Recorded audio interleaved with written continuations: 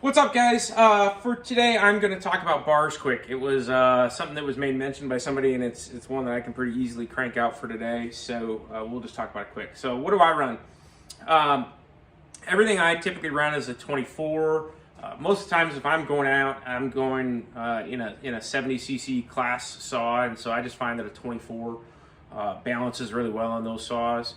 I'm not a long bar guy unless absolutely necessary. Nothing wrong with that whole like stand up and buck thing, but here we have a really dense understory in our woods and our timbers, and so if you're carrying a long bar around, you're just tripping over it all the time. So I run a 24. I run 50 gauge on everything just for chain commonality. I have a lot of different brands, a lot of different bars, and so it's a whole lot easier to have one bar or one chain gauge to manage. Everything full chisel, yeah, I'll leave it at that for now. We'll talk about chains at a different point.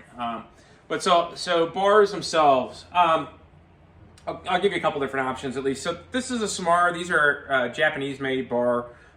This one happens to be a lightweight. It's got these inserts for weight reduction. They make them in solid versions as well. They're slightly less expensive if you're looking. Replaceable tips. I don't ever replace tips. By the time that's shot, I'm just going to replace the bar. If you're price conscious, or maybe one of the production guys or something like that, there's nothing wrong with it. I just don't. So a close cousin to these are the Sugihara's. Honestly, I don't know if there's any real significant difference between them. If somebody does, I guess there's probably a video or post or something on it somewhere, but they're essentially just a different color scheme and a different manufacturer, but both really good. They are a little pricey, but they're no more pricey than buying, like, say, a new steel bar. Again, really good options. They're very durable. I like them. Probably the one that I love the most are these guys, and I hate to even say this because I'm afraid that everybody's going to go buy them and then I won't be able to get them anymore. But these are the Oregon VersaCuts. These are, like, in my opinion, the absolute best bang for the buck on the market. They're about half the price of these other lightweight bars. They do not have a replaceable tip, but they have an aluminum core that makes them extremely lightweight, and I just love them. They make them in a 325 version as well. That's called the Speed Cut. For your lower class saws, but these are a really good option for the money. I should mention, just because I'll get asked, so I do believe Sugihara, Samara, and Oregon are all sold at saw suppliers if you're out looking. So one other option, because you've probably seen me run it and I get asked, are these lasers. Actually, if you, I don't know if the camera will pick that up, but it says Samara right on that. So I don't know this for a fact, but I'm pretty sure these are just a rebranded Samara. But they are kind of tricked because they're in orange, so they match to your steel saw pretty well if that's your thing. These are like 15 or 20 bucks cheaper per bar, or at least last time I checked. Don't hold me to that. You used to be able to find them on eBay. I don't know if that's still the case or not. And then Cutter's Choice was where I was buying these once upon a time. So, but what else? So I think a couple things on bars themselves. Obviously make sure that your bar groove is staying cleaned out. A lot of times if guys are having trouble oiling, it's because they've had a lot of debris stuck in there or hardened up, etc. And so now the oil can't flow with the chain.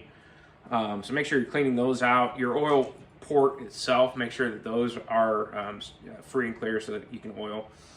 Some bars and some manufacturers have very different oil ports, and I did a post on this a long time ago. I should do it again. But you can actually like elongate or drill these out a little bit to get a little better oil flow there. And it's kind of it's a cheap, easy do-it-yourself hack. But anyway, you want to make sure those are clean. And if you're having problems with a half moon cut, it very possibly is your chain. Okay, so you could have issues with how your chain is sharpened and raker depth and all that kind of stuff too. But it could be your bar. So bar maintenance is important. You need to make sure that you're taking the burrs off the side with a straight file. that your guide rails themselves are true. They make various different apparatuses and ways of doing that, but they need to stay true as well. Otherwise, you'll get burrs and stuff like that, or one side will be lower than the next, and it'll cause a chain to walk, and that's kind of what creates that half moon cut. So, bar maintenance itself is pretty good. I hate to say this, but Steel makes a really good bar. They are wildly expensive. That's why I don't like saying it. I just can't bring myself to buy one, but they are a good bar if that's what you're looking for. What else do I want to say? I'll get into chain at a different point, different video. Bar oil, I'll just touch on real quick since I'm here. What do I run?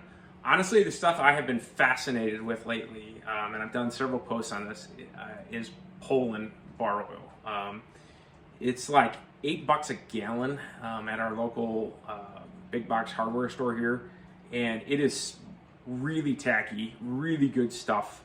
I just can't bring myself to spend really expensive bar oil or spend the money on really expensive bar oil. If you want to, great, but I'm not sure that it really does a whole lot for you, to be honest. Turn your oiler up, run more oil, keep your chain cool and well lubricated, and I think that's probably more important. But I would not run used motor oil personally. I know there are guys that do it. I wouldn't for a variety of reasons unless I absolutely had to. Again, nothing wrong if that's what you decide to do, but I just personally wouldn't. So, what else do I want to talk about? Anything on bars? I don't think so. Again, if you have any questions, I guess dump them in the comments and I'll try my best to respond.